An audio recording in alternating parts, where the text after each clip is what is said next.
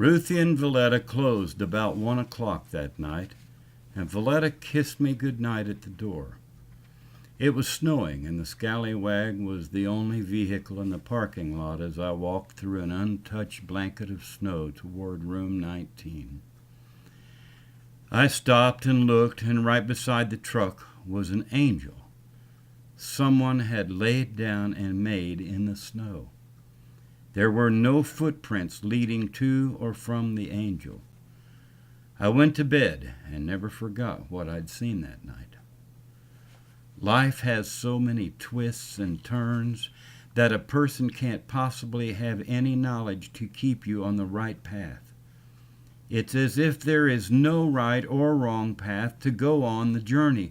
The only path I could follow was the one that took place moment by moment. Every person who traveled on the journey should have realized that Mountain John's journey has to be accepted and taken no matter what, and those who leave the journey must look for their own and try not to be mad that I continued on without them. I never expected for them to wait for me to return. They all have their own journey to find, and if mine is not it, then they must become brutally honest with themselves and me and say it's been great and real, but our pathways have separated now, and there is no promise that they will ever come back together again.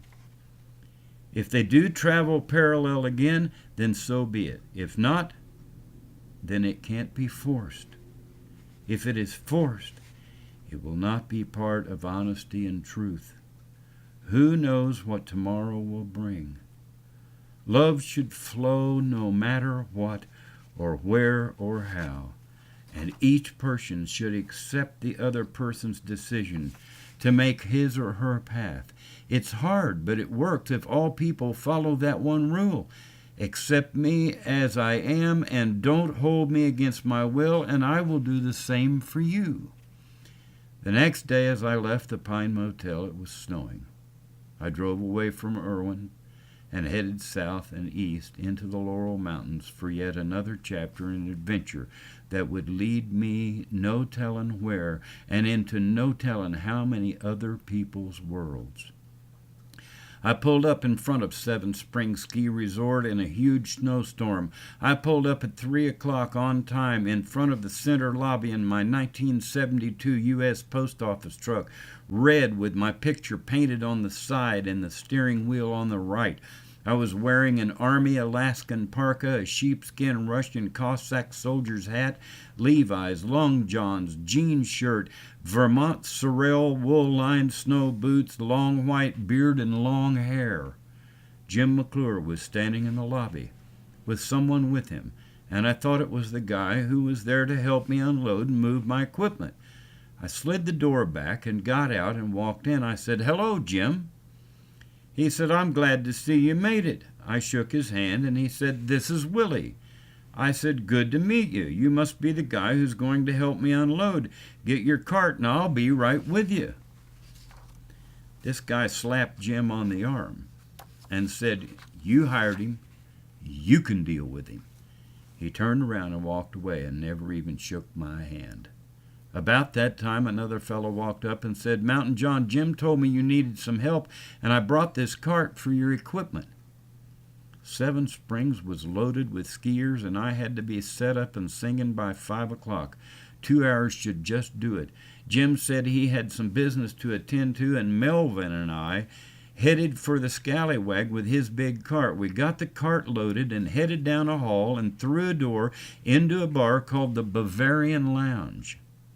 The place was packed with skiers and drinkers and was one of the prettiest mountain bars I'd ever seen. It was warm and bright with huge wood beams and barnwood walls, a nice stage and plenty of tables and seats. This was going to be fun. The room was just the right size, with no visual obstructions between the stage and the audience. It was perfect for my body storytelling musical sing-along show. I couldn't wait. Some big guy named Nick at a table in front of the stage offered to help Melvin and me and did. It was Nick's birthday, and he was feeling no pain, but proved to be excellent help in lifting my two big speakers onto the stands. We brought everything in, and I went and moved the scallywag. Luckily, there was a parking spot right straight in front of the lobby door. It was really snowing now. I came back in, and about an hour later, the stage was set. My Navajo Indian colorful blankets looked great in this rustic mountain hardwood setting. Jim was over in the corner by the bar with a guy that's name was Willie. Jim said, "What will you be drinking on stage today, Mountain John?" And I said, "Cuervo Gold Shots and coffee chasers." He said, "I'll send one up." I went back to the stage to tune my old Martin guitar, Fred, and make sure everything worked right. I started the show right at 5 o'clock and proposed a toast, and the whole room had their glasses in the air. In 1 hour's time, the audience was wild. Everyone had a ball and sang along and hollered "oh shit" and enjoyed the show. Jim came to me and handed me another $100 we had agreed upon the night before, and I said, "Thanks." He said, "Wait a minute, here's another 100 if you'll sing another hour." I said, "You're on, boss." I stashed the 200 in my jeans with the 100 from the night before and said, "Hey, Jim, send me gin and tonics on this set." He laughed and said, "All right."